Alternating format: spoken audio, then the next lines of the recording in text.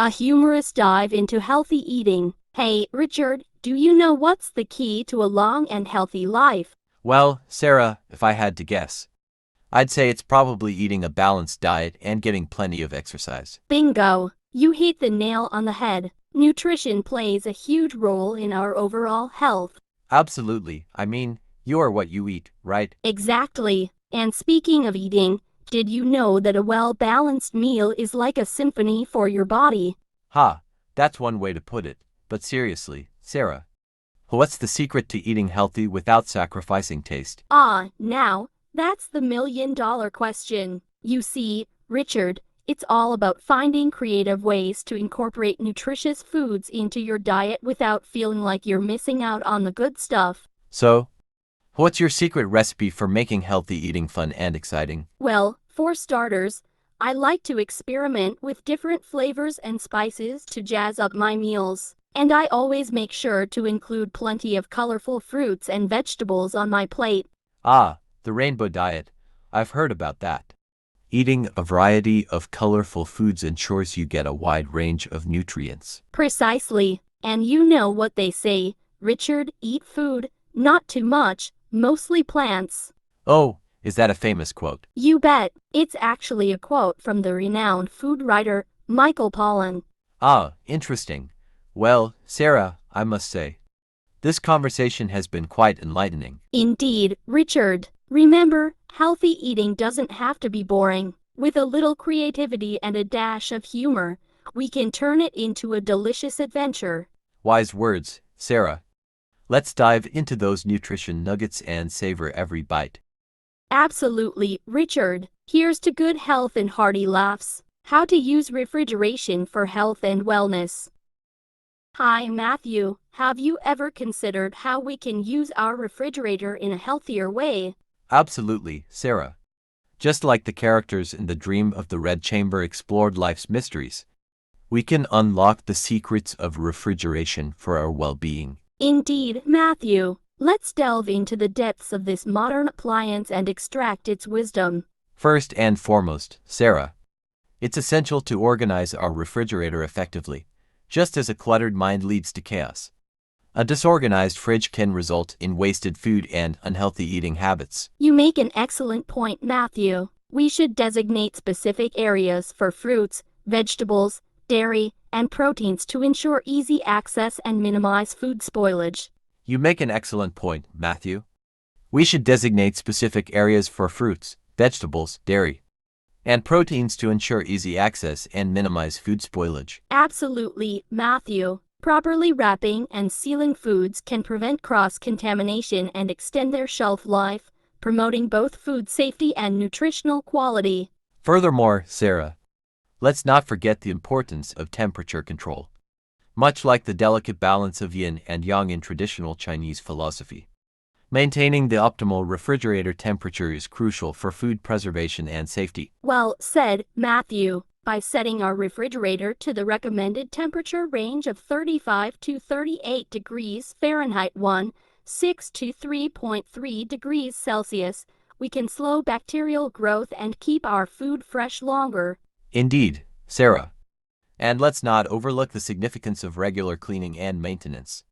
Just as characters in The Dream of the Red Chamber sought purity of heart, we must maintain a clean and hygienic refrigerator environment to safeguard our health. Indeed, Sarah, and let's not overlook the significance of regular cleaning and maintenance. Just as characters in The Dream of the Red Chamber sought purity of heart, we must maintain a clean and hygienic refrigerator environment to safeguard our health. In conclusion, Sarah, by following these practices inspired by the wisdom of our favorite literary work, we can harness the power of refrigeration for health and wellness in our modern lives. Well said, Matthew. Let's apply these principles and embark on a journey to optimal refrigeration and well-being. A light-hearted debate on the superiority of fresh produce over dried fruits. Richard, my dear friend, shall we embark on a delightful journey through the orchards and gardens of nutrition today? Indeed, Sarah. Let's wander through the bountiful fields of dietary wisdom and pluck the ripest fruits of knowledge. Speaking of fruits, let us ponder the age-old question, are fresh vegetables and fruits truly superior to their dried counterparts? Ah, a debate as timeless as the classics themselves. But let me posit this, Sarah. While dried fruits may lack the juiciness of their fresh fruits, they are like concentrated nuggets of nutritional goodness. A compelling argument, Richard. But allow me to counter with this. Fresh produce not only tantalizes the taste buds, but also provides a plethora of vitamins, minerals, and antioxidants in their purest form. That is true, Sarah, yet consider this. Dried fruits offer convenience and longevity, making them ideal companions for busy travelers and avid snackers alike. True. But let us not forget the importance of hydration, Richard. Fresh fruits and vegetables are rich in water content, keeping our bodies nourished and our skin radiant. Ah, a valid point indeed, Sarah. As the wise Confucius once said, it does not matter how slowly you go as long as you do not stop. And so, we must continue to explore the vast orchards of nutritional wisdom. Precisely, Richard. Let us cultivate a garden of health and vitality, sowing the seeds of wellness with each bite of fresh produce we take. Agreed, Sarah, for in the garden of life, the fruits of our labor nourish not only our bodies but also our souls. Well said, Richard. And with that, let us bid adieu to our audience, leaving them with the sweet taste of wisdom on their lips and the crisp crunch of fresh vegetables in their hearts. Until we meet again, dear viewers, may your plates be filled with the vibrant colors and flavors of nature's bounty. Debate the superiority of fresh vegetables over fresh fruits. Richard, my dear friend, let's dive into the delicious debate of veggies versus fruits. Ah, Sarah, always ready for a juicy discussion, but I must say, fruits have the edge with their sweet, succulent flavors. Sweet, yes, but let's not overlook the nutritional powerhouse that is the vegetable kingdom. They're like the unsung heroes of the dinner plate. Unsung heroes, but fruits are packed with vitamins, antioxidants, and fiber, making them the champions of healthy snacking. Fiber, you say? Well, vegetables have fiber too, my friend, and they're low in sugar, unlike some fruity culprits. Low in sugar, perhaps, but fruits bring a burst of natural energy and hydration, just what you need to conquer the day. True, but vegetables offer a rainbow of nutrients, from leafy greens to vibrant peppers. They're like a symphony of health in every bite. A symphony, eh? Well, fruits are more like a sweet serenade to your taste buds, tantalizing and delightful. Fair point, Richard. But vegetables win the longevity game. They're the real MVPs when it comes to preventing chronic diseases and boosting longevity. Preventing diseases, you say? Well, fruits have their fair share of disease-fighting antioxidants too, you know. That is true, Richard. But in the grand banquet of nutrition, vegetables take center stage as the true stars of the show. Ah, Sarah, always the veggie advocate, but I must admit, when it comes to health, both fruits and vegetables play vital roles in keeping us at our best. Agreed, Richard. Let's raise a carrot stick to the wonderful world of produce, where every bite is a step towards a healthier, happier life. Cheers to that, Sarah. May our plates be forever filled with the vibrant colors and flavors of nature's bounty. That is true, Richard. But in the grand banquet of nutrition, vegetables take center stage as the true stars of the show. Ah, Sarah, always the veggie advocate, but I must admit, when it comes to health, both fruits and vegetables play vital roles in keeping us at our best. Frosty friends, adventures in freezers and refrigerators. Sarah and Richard are standing in the kitchen, surrounded by various groceries and kitchen appliances. Sarah opens the freezer while Richard examines the refrigerator. Ah, Richard, behold the wonders of modern technology. Our trusty freezer and refrigerator, guardians of freshness and nutrition.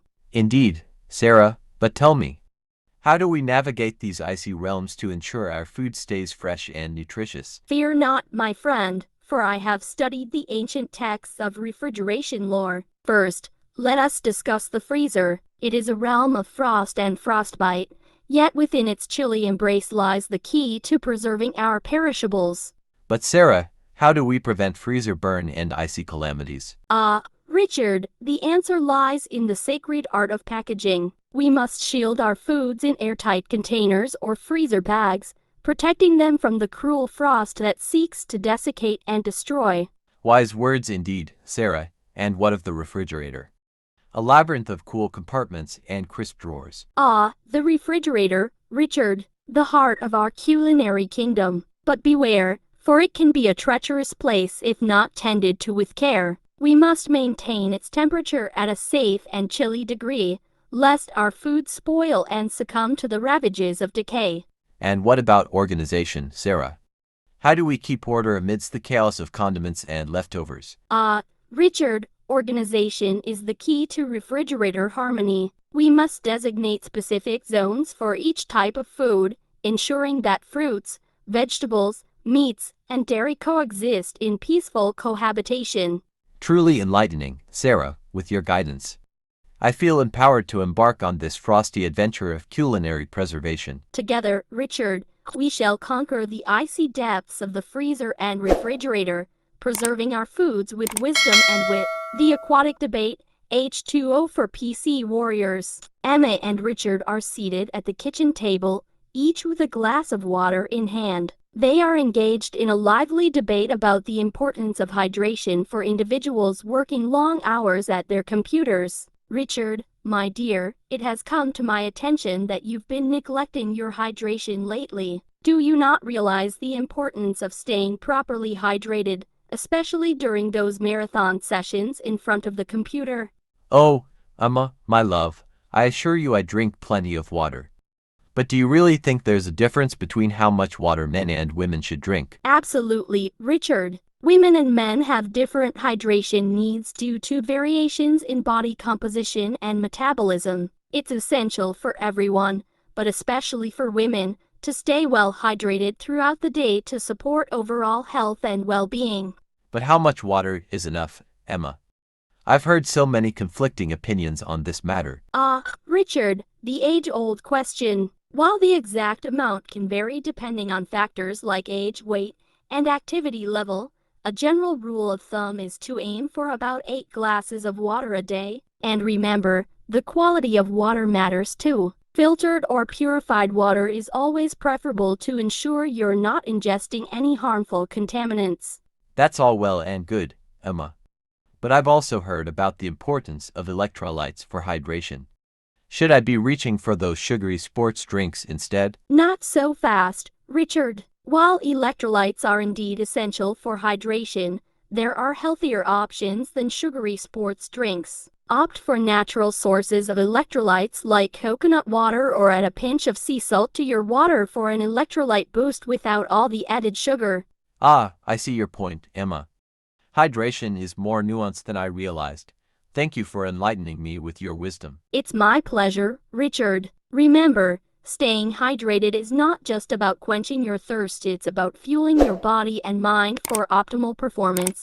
Whether you're tackling a mountain of emails or slaying dragons in the digital realm, the Magnificent Seven unlocking the secrets of essential nutrition. Emma and Richard are sitting at the dining table, surrounded by various food items representing the 7 essential nutrition elements. Richard, my dear, did you know that our bodies require 7 essential nutrition elements to function at their best? It's absolutely fascinating.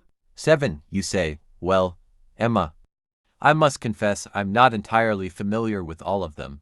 Care to enlighten me? Of course, Richard. Let's start with the first one, protein. Protein is like the building blocks of our body, essential for muscle repair and growth. Men generally require a bit more protein than women due to higher muscle mass. Yes, protein. That's the stuff they say you can get from eating lots of steak, right? Indeed, Richard. But there are also plenty of plant-based sources of protein like beans, lentils, and tofu that are just as nutritious. Now, on to the second element, fat. Contrary to popular belief, not all fats are bad. Healthy fats like omega-3 fatty acids are crucial for brain health and hormone production. So, you're saying I should load up on avocado toast every morning? Well, Richard, everything in moderation. Next up, we have carbohydrates. Carbs are our body's primary source of energy, but it's important to choose complex carbs like whole grains and vegetables over refined sugars. Got it. Complex carbs for the win. What's next on the list? Next we have vitamins and minerals. These little powerhouses are essential for everything from boosting our immune system to keeping our bones strong. And don't forget about fiber. It's crucial for digestion and can be found in fruits, vegetables, and whole grains. Fiber, the unsung hero of the nutrition world. What else should we be mindful of? Well, hydration is key, Richard. Water may not be a nutrient per se, but it's vital for every function in our body, from regulating temperature to flushing out toxins.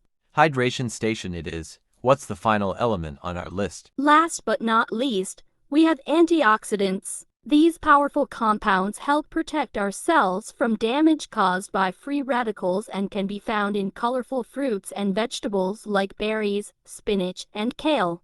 The superheroes of the nutrition world. Well, Emma, I must say, I feel much more enlightened after our little nutrition lesson. My pleasure, Richard. Remember, a balanced diet rich in these essential nutrition elements is the key to unlocking a healthy and vibrant life. They raise their glasses of water in a toast to good health before digging into their nutrient-rich meal. Micronutrient Magic, Emma and Richard's Guide to Vitamin Wonderland. Emma and Richard are seated at the kitchen table, surrounded by an array of colorful fruits and vegetables representing various micronutrients. Richard, have you ever stopped to think about the incredible role that micronutrients play in keeping our bodies healthy and vibrant?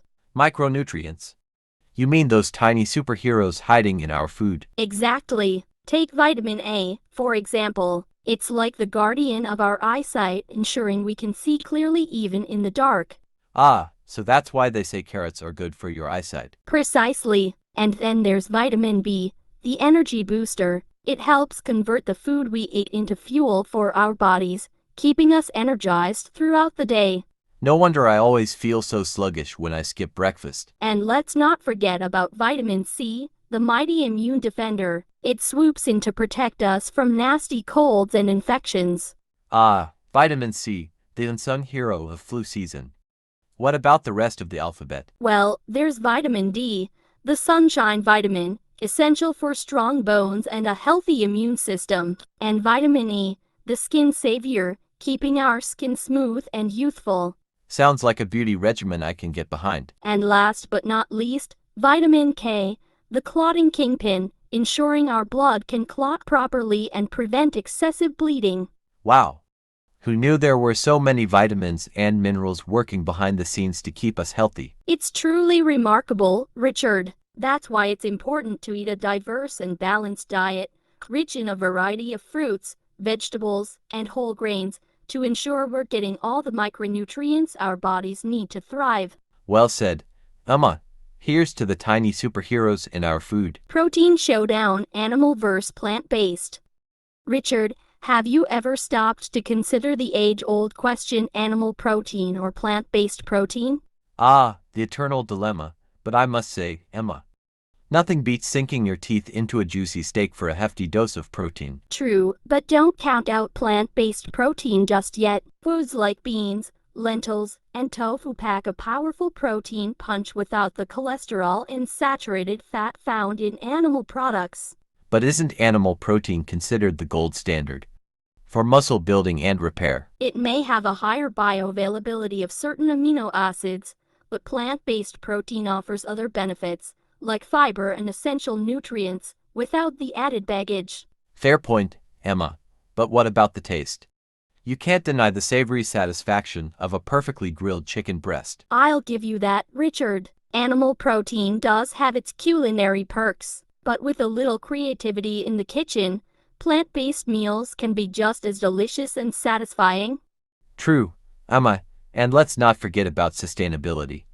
Producing plant-based protein typically requires fewer resources and produces fewer greenhouse gas emissions compared to raising livestock. Exactly. Plus, with the growing popularity of plant-based diets, there are more options than ever for delicious and nutritious plant-based protein sources.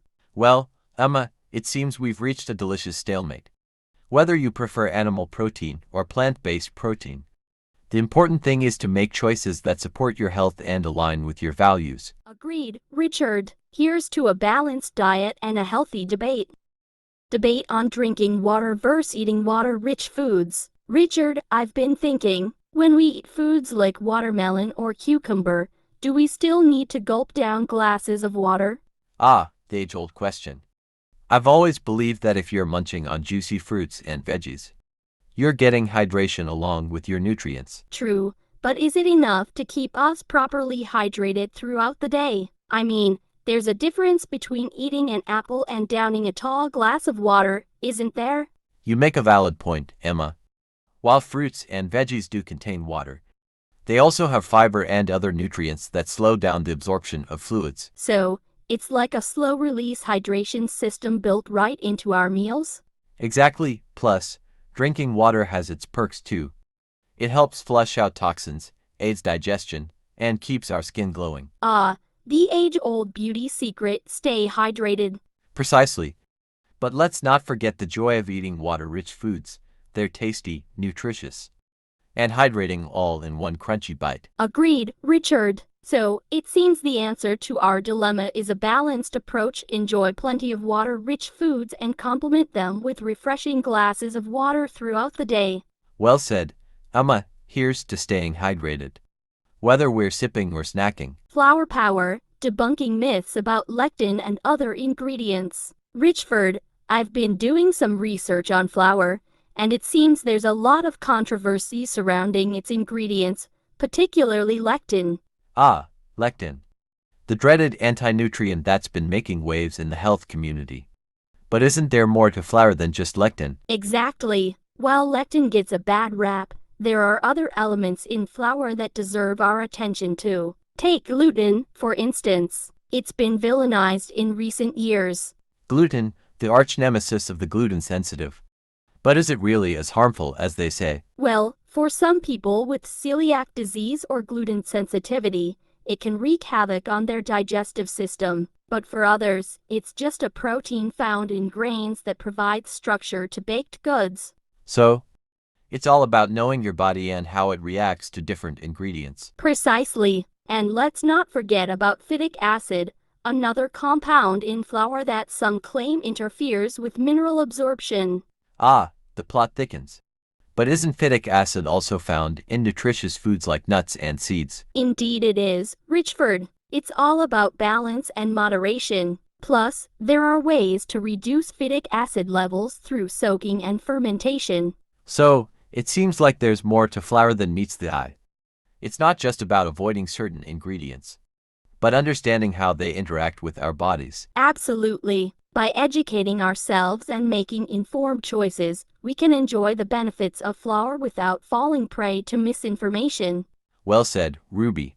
Here's to demystifying the mysteries of flour and embracing a balanced approach to nutrition. Nutritional wisdom, disease prevention through nutrition. Richford, have you ever considered that many diseases could be cured or prevented simply by adjusting our diets? Interesting thought, Ruby. But aren't most diseases treated with medication rather than nutrition? That's true to some extent, but think about it. Take type 2 diabetes, for example. It's often linked to poor diet and lifestyle choices. Ah, the infamous sugar overload.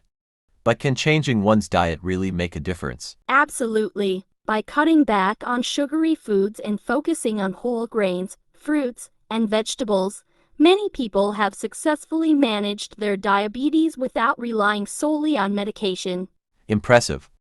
But what about more serious conditions like heart disease? Well, Richford, studies have shown that a heart-healthy diet rich in fruits, vegetables, lean protein, and healthy fats can significantly reduce the risk of heart disease and even reverse its progression in some cases.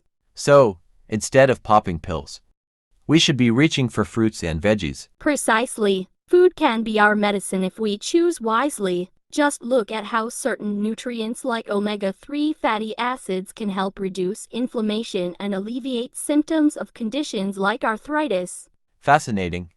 It seems like there's a whole world of healing right in our kitchen cabinets. Indeed, Richford, by nourishing our bodies with wholesome foods, We can prevent and even treat many diseases while enjoying delicious meals along the way. Well, Ruby, you've certainly given me food for thought. I guess it's time to put down the pill bottle and pick up the salad fork. Guide to Calorie Calculation. Richford, have you ever wondered how many calories are hiding in our favorite foods? Ah, the infamous sugar overload. But can changing one's diet really make a difference? Absolutely, Ruby. But the whole calorie counting thing seems like such a hassle. But what if I told you there's a simple way to calculate calories without all the fuss? Really? Pray tell, Ruby. It's all about the power of portion sizes and a little mathematical magic. You see, every gram of carbohydrates and protein contains 4 calories, while every gram of fat packs a whopping 9 calories. Fascinating. But how do we apply this magical math to our daily meals? Simple, Richford. Let's say we're making spaghetti bolognese. We weigh the pasta, the meat, and any added ingredients, then multiply the grams of each by their respective calorie values. So, it's like solving a delicious equation. Exactly. And once we've tallied up the calories for each ingredient, we add them together to get the total calorie count for the dish. Brilliant. But what about those sneaky snacks with no nutritional labels? The wild card of calorie calculation. For those, we can use handy online resources or apps to estimate the calorie content based on similar foods. So it's like having a nutritional detective at our fingertips. Precisely, Richford. With a little practice, we'll become masters of calorie calculation and make informed choices about what we eat. Well, Ruby, you've certainly demystified the calorie conundrum for me. Here's to crunching numbers and savoring flavors. The perfect plate quest for nutritional harmony. Richford, have you ever stopped to think about the perfect balance of nutrients our bodies need in every meal? Well, I know I need a good mix of protein, carbs, and fats. But the specifics always seem a bit fuzzy. But fear not, Richford. I've done some digging, and it turns out that men and women actually have slightly different nutritional needs. Really? Pray tell, Ruby. Indeed. For example, men generally require more protein to support muscle growth and repair, while women often need more iron to support their menstrual cycles. Fascinating. But how do we ensure we are getting the right balance of nutrients with every meal? It's all about percentages, Richford. A good rule of thumb is to aim for around 30% of our daily calories from fats, 20% from proteins, and the remaining 50% from carbohydrates. So it's like crafting a culinary masterpiece with the perfect proportions. Precisely, Richford. And within those categories, we can choose nutrient-dense options like lean proteins, healthy fats, and complex carbohydrates to fuel our bodies efficiently. Well, Ruby, you've certainly shed some light on the nutritional numbers game for me.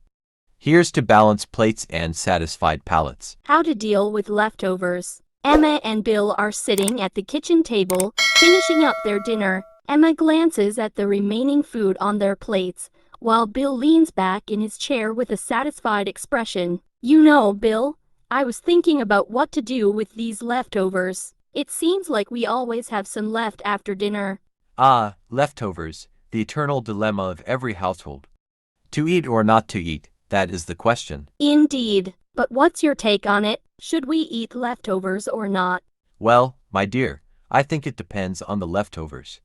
Some dishes actually taste better the next day, like lasagna or curry, but others, not so much. True. I suppose it also depends on how we store them. Proper storage can make a big difference. Absolutely. That's why we need to be diligent about refrigerating or freezing leftovers promptly.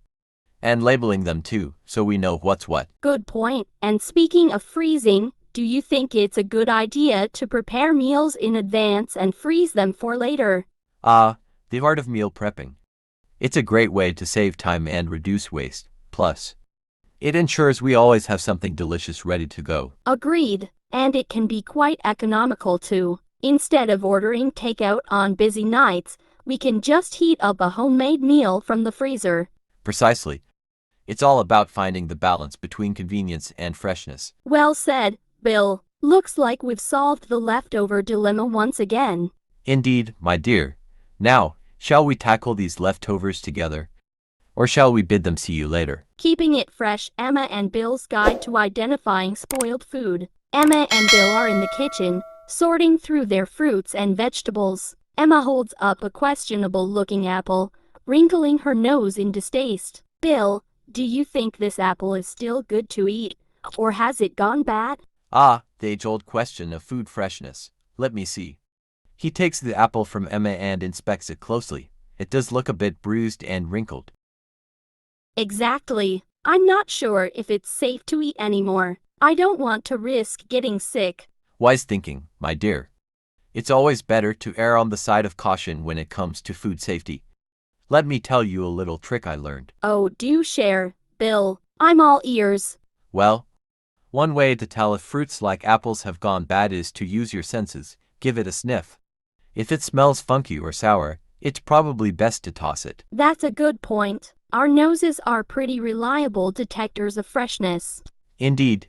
And another thing to look out for is texture. If the apple feels mushy or overly soft when you press on it, it's past its prime. I see. So, it's all about using our senses to determine if the food is still edible. Precisely. And when in doubt, throw it out. It's better to waste a little food than to risk getting sick. Agreed. Thanks for the tips, Bill. I feel much more confident now in identifying bad food. My pleasure, Emma.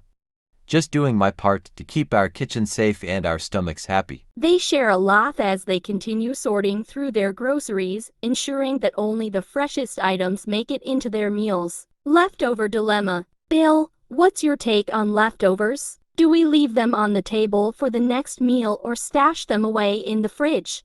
Ah, the eternal question, personally. I think putting leftovers in the fridge is the way to go. Keeps them fresh and safe from pesky bacteria. But what about leaving them out for convenience? It's so much easier, especially in the summer when it's scorching hot. True, but the heat can speed up bacteria growth, turning those leftovers into a breeding ground for nasties. Plus, refrigeration slows down the process, keeping our food safer for longer. Fair point. But then there's the debate about containers. Should we use airtight ones in the fridge or just leave them open? I'm all for sealing them up tight. It helps maintain freshness and prevents any funky fridge odors from creeping into our food. But sometimes I worry about reheating leftovers. Isn't that supposed to kill any lingering bacteria? It can help, sure, but it's no guarantee. Proper storage and handling from the get-go are key to keeping our food safe. So, it seems like the fridge wins this round. But what about when we're entertaining guests? Is it okay to leave food out on the table for a while? It depends. If it's a hot day, I'd say keep an eye on it and don't leave it out for too long. Otherwise, you risk turning our dinner party into a bacteria bonanza. Good point. Looks like we'll be making more room in the fridge from now on. Agreed. Thanks a lot. Quenching the thirst of digestion. Cash, have you ever heard that we shouldn't drink water while eating? Some say it interferes with digestion. Indeed, I've heard that too. But I reckon it's just an old wives' tale. After all, what harm could a little water do? Well, according to some studies, drinking water during meals can dilute stomach acid, which is crucial for breaking down food. Well, I suppose that makes sense. But wouldn't a bit of extra liquid help things slide down easier? Perhaps, but it might also lead to maldigestion and poor absorption of nutrients. It's like watering down the digestive juices. I see your point, Ruby. But isn't there evidence to the contrary as well? Some experts argue that drinking water with meals aids digestion by softening food and promoting smoother movement through the digestive tract. True, there are conflicting opinions on this matter. But one thing's for sure, our bodies are complex systems, and what works for one person may not work for another. That is certainly true. So, what's the verdict, Ruby? To drink or not to drink? You should not definitely drink water during mealtime. However, it's advisable to only drink water 30 minutes before eating or wait until 1 to 2 hours after, depending on the type of food you're consuming. Agreed, Ruby. Let's raise a glass to a healthy compromise. Cheers to that, Cash. And here's to keeping our digestive fires burning bright. Rice porridge, friend or foe? Cash, have you heard about the latest health craze? It seems like everyone's raving about rice porridge these days, claiming it's the key to longevity. Oh, you mean that mushy stuff people eat for breakfast? I've never been a fan. What's all the fuss about? Well, some folks believe that rice porridge is easy on the stomach and can even promote a longer life. But I've been doing some research, and it turns out it might not be as beneficial as everyone thinks. Really? How so? Apparently, consuming too much rice porridge can actually mess with your digestion. It's like trying to swim through a sea of sludge. Not exactly smooth sailing for your gut. That doesn't sound pleasant at all. But I've also heard that rice porridge can help regulate blood sugar levels. Is that true? Yes, the age-old debate. While it's true that rice porridge contains carbohydrates that can affect blood sugar, it's not always in a positive way. Eating too much of it can actually cause spikes in blood sugar, leading to energy crashes and cravings. Oh no, sounds like a roller coaster ride for your body. So, what's the verdict then? Is rice porridge a friend or foe? Well, like everything in life, moderation is key. Enjoying rice porridge occasionally can be part of a balanced diet, but relying on it too heavily might not be the wisest choice. As Mark Twain once said, too much of anything is bad, but too much good whiskey is barely enough. Wise words indeed, Ruby. I guess it's all about finding that delicate balance. Thanks for shedding some light on this rice porridge mystery. Anytime, Cash. Now, how about we whip up something a bit more exciting for breakfast tomorrow? Maybe pancakes. Sounds like a plan. Today is February 27th, 2024, and you're tuned into the latest news. A Toronto-based research team conducted a national survey of 10,000 Canadians, revealing widespread frustration with access to primary health care. Led by Dr. Tara Kiran, the Care initiative found deep dissatisfaction with the shortage of family doctors. Despite pride in Canada's health system, many feel it has failed to deliver universal, timely care. The findings highlight the urgent need for improved primary care access in the country. Thank you for watching. Please click the subscribe button in the bottom right corner of the video. Best wishes for a bright and successful future. See you next time for more exceptional and free content.